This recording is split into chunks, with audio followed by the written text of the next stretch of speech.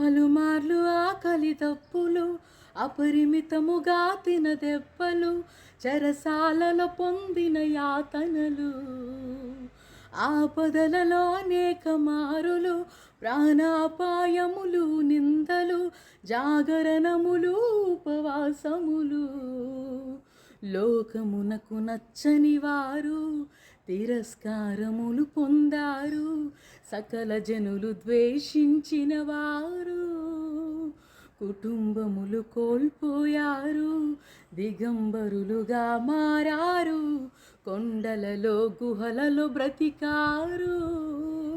ప్రాణమిచ్చిన క్రీస్తు దాసులు, తమ సిలువను మోస్తూ బ్రతికిన గొప్ప వీరులు,